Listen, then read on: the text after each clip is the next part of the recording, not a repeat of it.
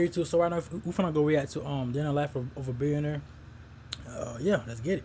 I was working 22 hours a day. I was falling asleep on the desk and then waking up and keep working.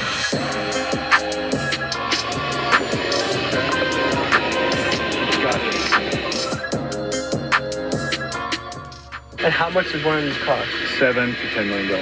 And what made you decide to get two rather than just one? It just happened. How old you want to live to be? I will live till I'm 20 minutes. That's the f off. Yeah, you broke. It's like everybody want to talk about money. And this is like the last thing that I want to talk about. I almost committed suicide 2 years ago. The outer wealth, it doesn't give you happiness. I wanna be a billionaire.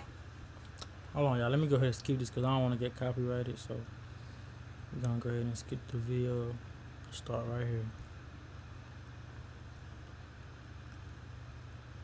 And selling cars on the side, he scraped together enough money to buy his first property. As an immigrant who struggled to find housing himself, he realized that there was a hole in the market, so he began to build his real estate portfolio around serving the immigrant population. He grew quickly, and eventually he was able to scale into buying entire apartment complexes. And fast forward 30 years later, some might say this was a guy that had it all. The private jets, the mansions, the fancy cars, and the status of being a very wealthy man. But it was at this point where he felt the most miserable and actually considered taking his own life. After fierce internal battle, he came to the conclusion that inner wealth was much more important than any number in the bank or anything you could buy. And he decided to start speaking to an issue that many men feel in their life, the feeling that they are not enough. In this episode, we explore what a day in the life of a real estate billionaire is like, and we jump into the world of Yarek Tadla. Let's begin.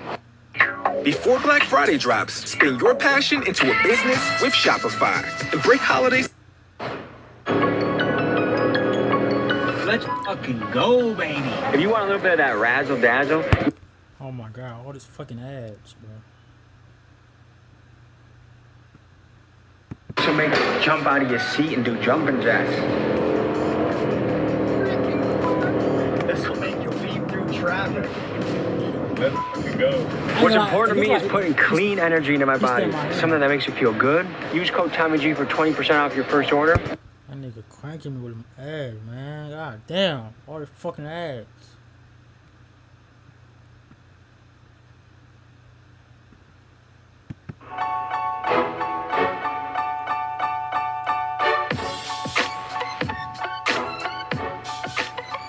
Today, we're diving into the life of a billionaire. A lot of questions come to mind. What does a day in the life of a billionaire look like? A lot of us might have some preconceived notions. I mean, depending on who you are, you either might really look up to a billionaire, want to aspire to be one, or you hate them and you think they're inherently evil and maybe they've exploited people to get where they're at. Let's meet this man and let's see what he's about.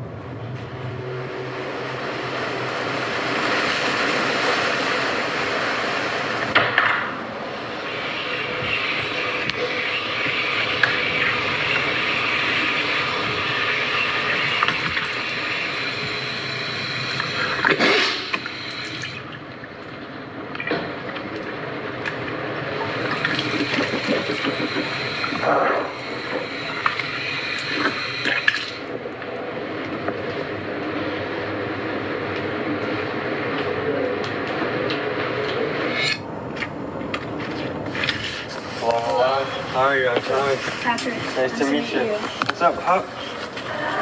Good to meet you. Good. How are you? I'm Yarek Tadla. I'm an immigrant from Poland. I moved here in '93. I got coming to you today at my house, interviewing me, and I have no idea what I'm doing. If you looked us up, you saw videos of us with gangsters holding guns, and you're probably like, how do I fit into this picture? You know which one I like the most? The one that you did with the stealing cars. You like the car thief. Holy shit. Like, I like that one. The one with the Miami, it's like, this is like a regular Tuesday. So like, to me, it was like, okay, so I wasn't impressed because I know that. Like, this bubble, I know. I don't know the other bubble. Mm-hmm. I think a lot of people in their head, when they picture a very wealthy man, they picture a person that like floats on air. I shit the same way you do, and everybody else. Everything is the same. It's funny. I always tell my kids, it's like, it doesn't matter how much money you have. Just think of that. It's like, he shits like you do. He pees like you do. He gets sick like you do. He brushes the teeth like you do. Everybody is the same way. Despite Yarek's humility, I want to draw attention to the fact that meeting a billionaire is like meeting a mythical creature. There's simply not many of them. With only 800 813 of them in the United States and 2,800 worldwide. They are super, super rare. I mean, you're twice as likely to bump into an NFL player and 4 times as likely to bump into a Navy SEAL on the street than you are a billionaire. This is an elite person. Now, to grasp the sheer scale of what a billionaire looks like, imagine this. Take someone making the average annual American income of $69,000. If they saved every penny, no taxes, no expenses, it would take them roughly 14,500 years to reach $1 billion. Now, to put that in perspective, they would have had to start clocking in at the time that humans were still painting on cave walls. Another way to picture it is this. If you stacked 1 billion single dollar bills up to the sky, it would go up 67 miles high. That's insane. Some people say it's better to be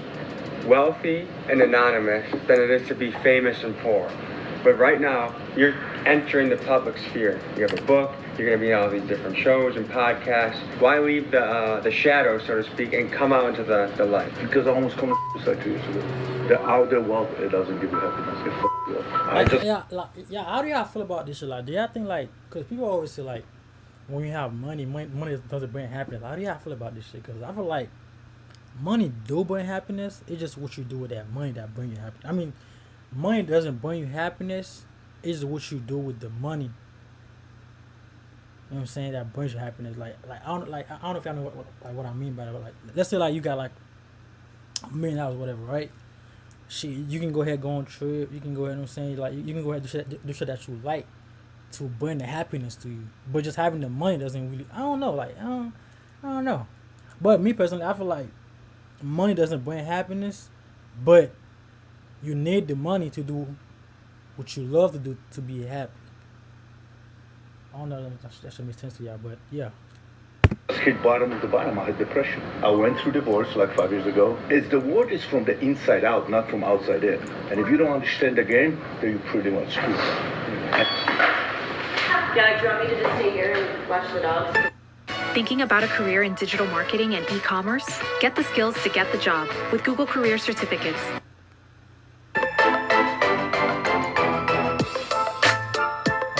Cars, bro. I got Bentley, Rolls Royce. Out of the car's like a rapper. Like this is what I would expect. Like Key Glock or I'm Kevin still a normal Gates. guy. I still shit and wash my teeth the same way everybody else. We're out to get proof. We're out to get. No, we're not. We were around here about 2 a.m. 2 nights ago with some guys with face tattoos and some of Kodak Black's cousins and street associates. It's interesting to me that 5 or 10 minutes down the road, you can go from Section 8 housing, people hustling, selling who knows what out of the apartment, to just a couple miles away, there's Rolls Royces. In Florida, it's a highway like, US 1. On the east side, on the water and all the canals, it's the wealth. And on the other side, it's like, it's... Yeah, you don't want to say it. 2010, it took me like 2 years to get used to it. I don't need nobody to get here impressed by cars, or jets, or yachts. It's like, the kids, but you know what I mean? What cars do you like? Bugattis and stuff. I also like Porsche a lot. What kind of staff do you got? Housekeeper. I have a guy that takes care of my boats, my, everything outside and all this stuff, and pretty much. Do you have a chef? Nope. Do you have a toilet seat warmer that sits on the toilet before you go on it, so it's Dude, warm? when you're gonna see my bathroom, you're gonna. This is the most exciting thing about my house. You do have a butt cheek warmer on your Yes. toilet? Do you have a bidet? Yes. Where you have yourself an ice cream cone on vacation? No ice cream? I don't eat sugar. No sugar? I don't drink, I don't do drugs, I don't eat sugar. I just don't. A lot of successful people are addicts. So when we do something, we do 120%. The same thing with bad habits. And I remember getting drunk with my best friend, and I said like, I'm never gonna touch alcohol again. He said that's gonna last 6 months. And then 6 months, and then a year, 2 years, and like it's been now 3.5 years. Is that a security guard with the vest up there? Yeah. Where is this military academy? No. Private school. I ain't gonna lie, y'all. Rifle. Like I ain't gonna lie. I want my kids to go to private school for like a year or two, and then I also want them to go to like public school too, because I feel like public school build character. Like private school don't really build character for you know what I'm saying. Like when you go to public school, you meet different type of people. Like you kind of like humble you a little bit. So, but yeah, I ain't gonna lie. Private school, that shit cool. That shit fire. Yes, he does. He does? Yes. My old school had 20 of those. All right, guys, study hard, have fun, make memories, all right? Bye, guys. Thank you. Bye.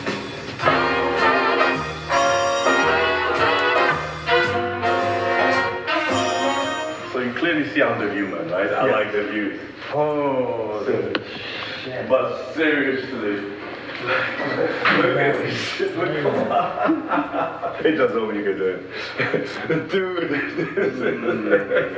have you ever been in danger of getting hemorrhoids because you're enjoying the view so Yes. much? Is this glass tinted? Yeah. So you can be naked in here. Yeah. Triple shower head. I got shower free, all the stuff. Like this is not in my best position. This is a lot of shit. Like I take long shower, all my routines, all my meditations happen here. Steve shower this. Just the sound system, just here is 25 grand. My ritual is in the shower, so I spend like 40 to 50 minutes, you know what I mean? And then 40 or 50 minutes in your shower. Yeah, I do a lot of shit in my, you know what I mean? Do you have any trouble with your water bill, or you can afford that? No, stop. Would you say the average Stop. billionaire takes good care of Ah, their nigga, a body? billionaire, bro. There's not a lot of slobs that are... No, there are. But you need strength. I mean, you need to be physically and mentally. I mean, they're all over mentally. Like all the people that I know, very successful, very wealthy, they have enormously, like, mentally strong. Dude, I built like, neighborhood around my school because my teacher told me I'm never gonna accomplish anything. What made your teacher say that? Because they're teachers, so that's why I don't want schools. The school system is so broken because... You know what's crazy, bro? Like, when you meet, like, millionaires, billionaires, and people like that, like, they always say the same shit, like, how, like, school, like, they don't really like school, they don't really like, it shows you, like, bro, like, you don't really need school to be, like, to be the top 1%. Like, you just, like, all you gotta do is just find you something that you like, and just lock in and just go crazy on your career, bro, like, cause it's like, the nigga who said it like school be the motherfucker who, like, who's making, like, I say 100K a year, like 50K a year. Ain't nothing wrong with that, but like the top of the top, who making like billions and billions and millions and billions and billions, like they always do the same shit. Like how school system is not, you know what I'm saying, like good for us or whatever. Like, but I ain't gonna lie, like me personally, I feel like school, like after high school, bro, you don't really need that shit for like unless like you want to be a lawyer or a doctor, like anything like that. You want to be like. And that type of field that you need school for, then go ahead. But like, as far as for like business and shit, or like other shit, you don't really need school for that shit. Like real estate, I don't think you need school for real estate. I think you just need to get your license or whatever. But yeah, it's crazy, y'all. What happened is whatever they told, they program a software. And then it took me years, and everybody else, it took us years to prove the world that that's not true. But it's funny, I always want to leave, my kids' legacy. But the only thing I was going to leave my kids was inheritance. Inheritance is all the stuff. A legacy is all the knowledge, all the wisdom. But I didn't know anything. My wealth is not transferred to my kids until they're 35, 40, 50. My trust is written. So, because, even when they're 30, you dumb as I mean, I was dumb as when I was 33. I thought I'm on the top of the world. I thought I know everything. Now I'm 52, I'm still dumb as I still don't know anything. I'm still learning. I'm reading and all this stuff. Like, one sentence changed my world. I was in Denver, Colorado. It was exactly 30 years ago. Somebody said, hey, we live in a fourplex and we rent the other 3 units. That's it. And that changed my life. That was your first piece of property? No, that was the conversation. I went home with my girlfriend and I'm like, oh, we're moving to Colorado. We're buying 4 units. We're saving all the money, we're buying 4 units. And that's it. I don't want to look like a peasant. What do I do with the spoon? Mix it. Okay. Stop, man. Let's go to my man cave. That house is crazy, y'all. That shit on the bottom too. Hey Meta, take a photo.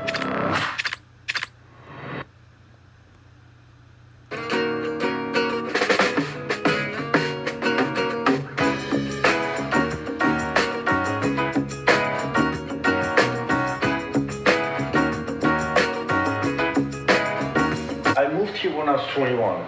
Okay. So you live in Poland from birth to 21? To 21. Okay, so what was it like growing up in a communist country? It's like that, like we were talking about the stores. It's like people have money, but there's nothing you could buy. So what happened is we have like everybody had access to, let's say, limited type of bread, sugar, vodka, whatever. There was no bananas, there was no fruits, nothing like that. I moved here, I was like, shit, I go to the store, it's like, what?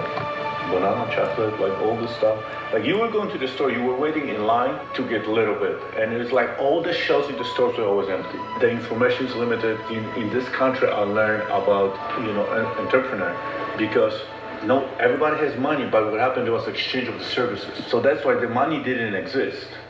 And that's what it is in reality right now either. It's an exchange of services that we do and the value we bring to the table. So what would you tell young people that want to try communism in America? Well, move to China or go to, still go to Cuba. Go to communist country and follow them and talk to those people how they work. This is my everyday mantra. Not today, motherfucker. So when the devil comes into my head and starts telling me, well, you don't need to do this, you fucking lazy blah, blah, blah. It's like, today is the day you don't have to. Today, motherfucker, not today. We're not doing this shit. How you doing? Are you Tommy? Nice to meet you, Tommy. So, year and a half ago, right? I'm sitting, getting ready for the workout. I'm eating my ice cream. Before a workout? Yes.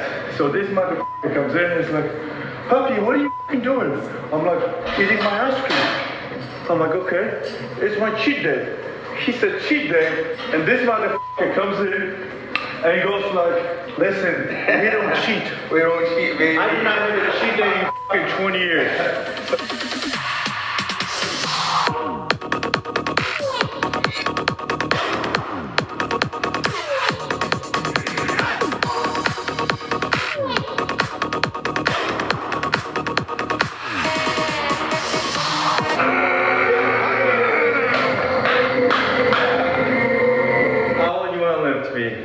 Wow, I will live till I'm 120 minimum. 120? 120, yeah. Like, it's like, right well, if I'm an accident and something happened, I have no choice, right? But so right now you're 52. 52, I'm young, I was just born. Do you think you're gonna live to 120? 120, yeah. That's my goal, minimum 120. How do you think you're gonna make it? Kind of slow for 50 years. Just, take care of my body, mentally, emotionally, mostly physically, the right diet, eating everything right, and it's just daily routines on a daily basis. And you got a secret sauce, me. And that's it, that's a secret sauce. You think living to 120 is possible? Human body is capable of a lot of things that we can't even fathom, right? And I think your mindset is everything. Your mindset could push you to limits beyond your imagination. Man, the United States needs some help because when you look around and see how many people are fat and unhappy in the richest country in the world, it's just kind of mind-blowing. Just with all the poison that's in our food. And I remember seeing this during COVID. Everyone would be home, but you go drive by a fast food restaurant, lines around the corner. I'm just like, I just came back from Europe, right? Mm-hmm. You put cheese on ham in refrigerated Europe. 2 days later, they have a mold. They literally walk out of the refrigerator. They're old. Their bread is fresh one day. Here, you put a bread, a month later, you can eat it. The ham and the cheese stay in refrigerator for a month. We putting this shit in our body. Don't. So you don't play with demons in your head? You don't have that bullshit. A really good wrestling coach said, talk to yourself, but don't listen to yourself. So, because when you're warming up before a match, all of a sudden, my legs are weak, I'm kind of hungry, or, maybe I need to take a shit, or when you just listen to yourself, all those voices creep in, like that you're not good enough, or that you're not ready. But if you talk to yourself, like, yeah, I got the pace. I'm gonna put this guy on a pace. I'm gonna put a pace on him and make some break. And I'm pacing. And I'm talking to myself. That helps keep the demons at bay. Sure. That's a good one. Set up we have an inner call in 10 minutes, in 5 minutes, 4 minutes. You're gonna jump on the TV, the thing. Okay. In office. You're gonna jump on a call in 3 minutes? Yeah, I have the inner circle call. Nice. Okay? Yeah. Yarrick is walking into his office to jump on his weekly call with The Edge, a group of high net worth men that meet to talk about their goals, struggles, and give advice to each other. Right? I mean, we need to reset. Because if we go 100 miles an hour, if we don't reset, it's like, that's gonna crash. And I gotta tell you, like, I keep talking about it, the demons are in my head all the time. That is like, it's a gift and a curse because that's what we never stop. You know what I mean? You gotta give it all, and truly give it all. Take the money! Like you pray for something and then God gives it to you and then you get depressed? Are you the same man you were 3.5 years ago? Are you f***ing holding on to shit from 3.5 years ago? You're not the same motherfucker you were 3.5 years ago. Yes, motherfucker, I am the top Angie, why don't you tell the motherfucker does about $130 million in real estate, so f*** off. Yeah, you broke. It's who you are in these times, Andrew, that will determine who you become. It's who you're becoming that's more important. For 13 years, he basically prayed for his kids to shut up. So that as soon as they learned to shut up, he prayed for them to start talking again. I'm just showing you the blueprint of what's possible. It's up to you to figure out how. As fathers, it's our job to help them see that they could do it even better than this. In this grind, and we forget what is important. You know what I mean? And on the end of the day, none of our queens or our kids, they don't give a f about the money. They just give a f about us. Next level! That no matter what level of success you reach, there's always something around the corner. There's never a stage of life where everything is just settled in and okay and no conflict, no worries. Whether it's on the business front, relationship front, you always got something that's a challenge, and that's just part of being a human.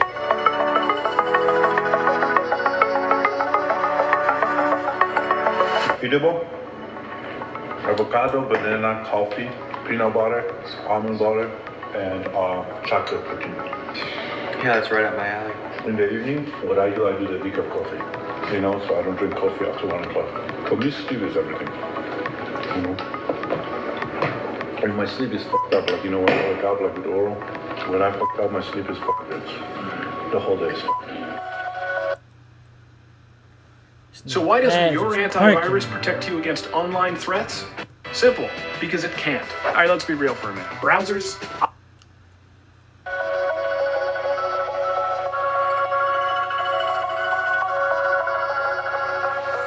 Come on in, sit down. How are you, sir? It's Tommy. Hey, Tommy. How are you, sir? Nice to meet you. How are you? Nice to meet you as well. What do you do? I sell real estate. Yeah? So houses like this. I sold in this house. Multiple. What's it like being in that market? It's my passion. I love it. It's exciting. You know, especially down here. I mean, look at this. So you're walking. Doesn't get much better, right?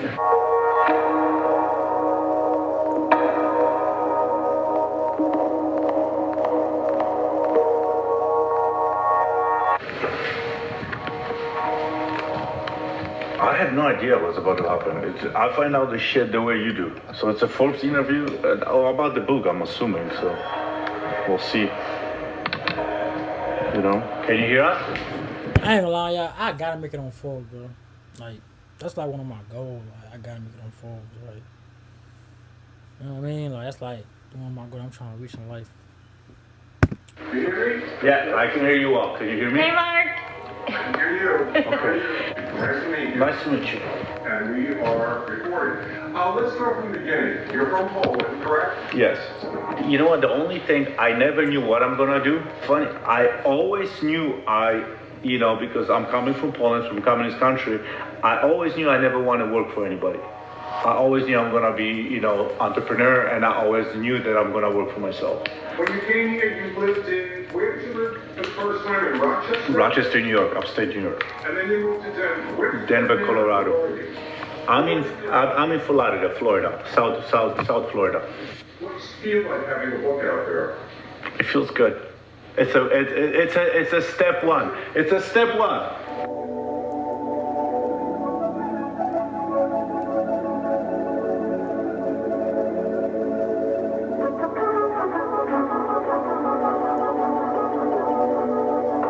Feels good, right? Good. Yeah. You felt that. You feel it? Yeah. Like, the thing is, you have such a contagious message. Because I think everyone, nearly everyone, in some way or form, wants to be here, wants to be in this palace on the water, wants to have the jet, wants to have the real estate. And then for you to come and say, actually, guys, that doesn't fulfill you, that doesn't lead to happiness, it's kind of refreshing. Especially in Miami, we see the opposite. We see these guys flexing their Lamborghinis, flexing their women, flexing their whatever they got, their Gucci shirt.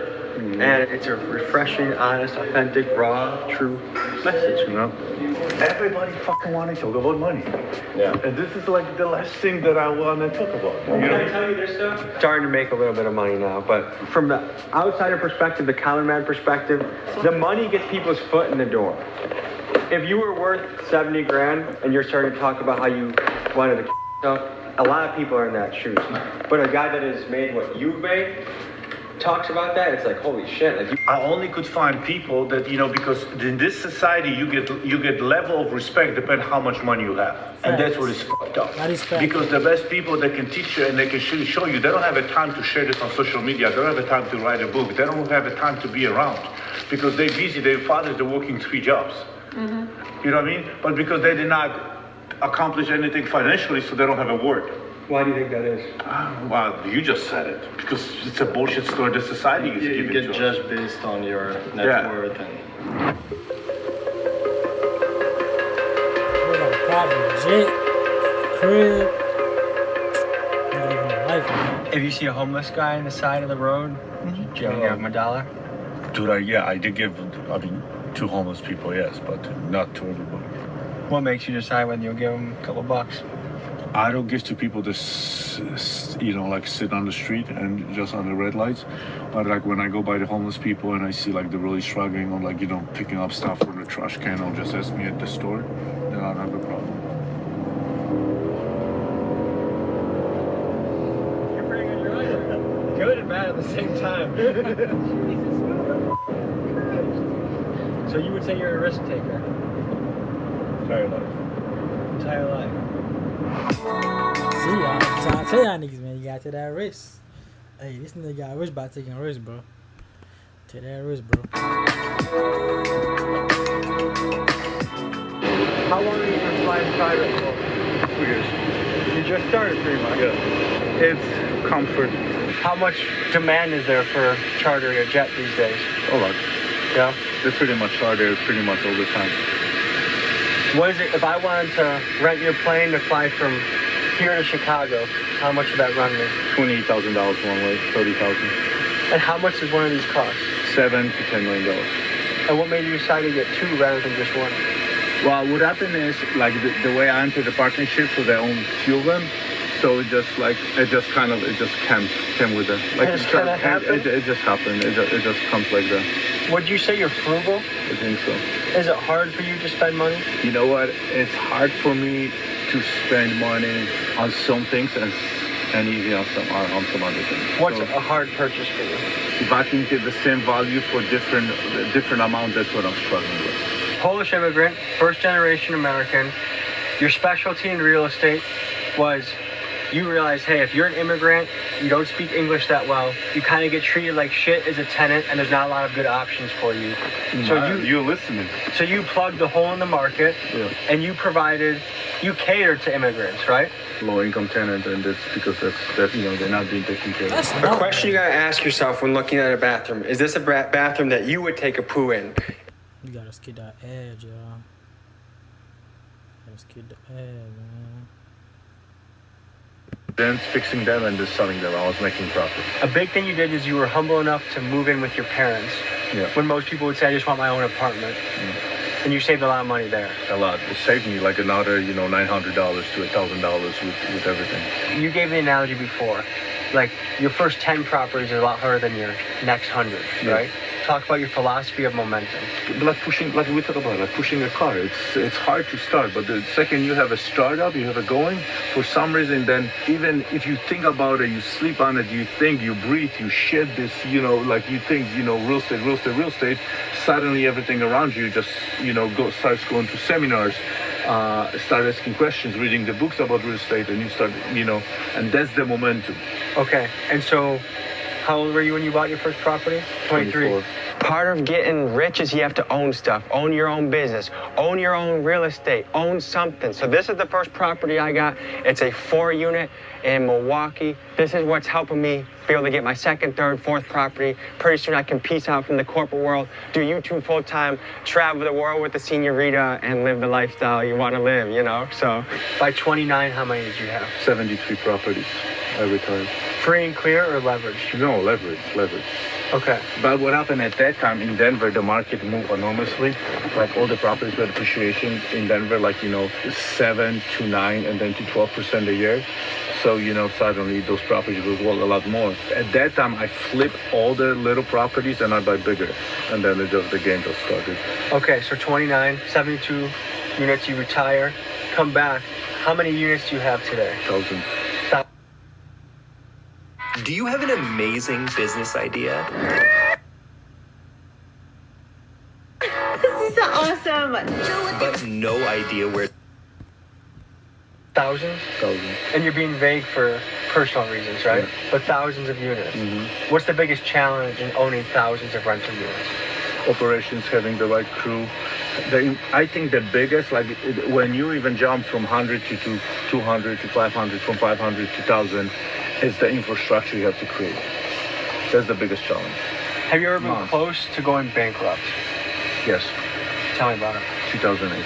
You almost lost it all. Also, that's what happened. That's the first time I hit depression, but I didn't know that's depression. I thought I'm just going broke and I didn't know how to deal with that. I started buying everything I could put hands on, everything, because suddenly I was like in 2096, 98, I was buying properties for $100,000 a unit. And suddenly it's 2008 and everything in Denver started crushing. And I was picking up properties for 27 a door, 21 a door, 19 a door. Wow. So I was buying everything. I'm like, this cannot last. And then Lehman Brothers went out of market. They went bankrupt. And I'm like, I'm closing a $12 million deal that I closed, that I raised the money, and the market was not recovered. And my investors started like, I need that 20 grand. Okay, so I give them out of cash flow. Suddenly another one, I need 100. I need $1 million. I need my $3 million back. I don't have the money. I have to refinance the building. Nobody's giving loans. So now suddenly my big investors are coming like, Yarek, it's been a year. I need the money back. It's funny, Tommy, you asking me about the billionaires. I know how liquid they are. To every Joe, the money that they have, they're very liquid. But some of them, there's like two schools. Some of them, use all the money and leverage as much as they can. And some of them keep the money for safety. But everybody I know, they have a reserve accounts. When people hear the word billionaire, they often imagine vaults overflowing with cash, as if $1 billion is just sitting in a bank waiting to be spent. But usually that's far from the truth. Most billionaires don't hold their wealth in cash. They're investors. Yarek's fortune is tied up in real estate. Mark Zuckerberg's Facebook equity, and Warren Buffett, an astounding 99% of his wealth is locked into Berkshire Hathaway stock. Why? Because cash sitting in a bank doesn't grow. To become a billionaire, you need to put your money to work. You have to move it, invest it, and strategically place it in vehicles that generate high returns. And some would argue that that's the mindset that separates the wealthy from the ultra-wealthy. Yarek took my crew and his family out for dinner, and something noteworthy was... That's crazy, y'all. So I ain't gonna lie, that's forgetting for y'all, but I niggas, you know what I'm saying? Before you go spend that money on that shoes or that whatever you want to buy, that chain, whatever, bro, just put that shit on stock, bro. You can't lose in stocks. That Yarek made his kids stack their phones in the middle of the table to ensure that everyone was fully present for the conversation. I also learned there that his kids worked regular jobs, like for example, his daughter is a waitress. So we hung out together, ate some sushi, and after that, we went back to his house to finish our night.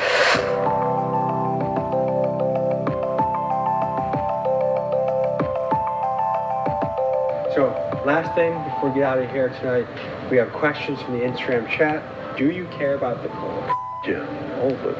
It's of course I do. This is like, I don't divide people. I don't segregate people between the, how financially, how strong or how poor they are, or, I qualify people and I care about all good human beings. If you're poor and dick, no, I don't care about you. Do your nuts feel bigger because you have money? I love you guys. Nuts don't. Ego, yes. Your nuts feels bigger, definitely. In Poland, what kind of family were you born into as far as lower class, middle class, upper class? In Poland, there was no low. I mean, there was lower class, there was middle class, there was no upper class. So I was definitely born in the middle class. Have you ever been invited to Bohemian Grove? No, I have no idea what it is. Like, have you ever been invited to some cult or? No, I haven't. Is the American dream still possible? Fuck yes. Huge. Huge. And I think it's more possible than ever was before. Why? Because of the social media and how quickly with information exchange and how actually younger and younger people are getting wealthier and wealthier. We got to dive into your life. We got to learn a lot. I got to experience things that I've never done before. I've never been on a jet before. Thank you for that. Any final thoughts you'd like to leave the audience with? Remember, everything you need is within you, and the inner wealth is more important than the outer wealth. Enjoy life. Be humble and stay a good human being. Pleasure, brother. Thank you. Thank you. All right, I'm getting out of here. It's your bedtime, isn't it? It is. Holy shit, it's 9:30, brother. Dude, it's time. We catch you up late, Holy huh? shit. Truly, thank you, man. Again, thank you, guys. All right, we'll see you. Okay, bye. Peace. Good night, Patrick.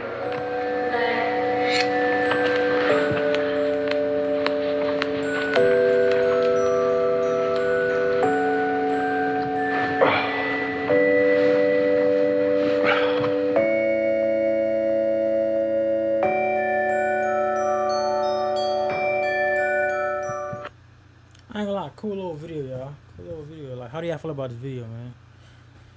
It's crazy how, like, all these billionaires, man, it's like, niggas gotta work, man. We gotta work, y'all. We gotta get on those shit, man. Like, everybody watching this video, but we gotta get on those shit, man. We gotta get a billy, man. We gotta get a billy, man. I know everybody want that millions and shit. That million, don't get it fucked up.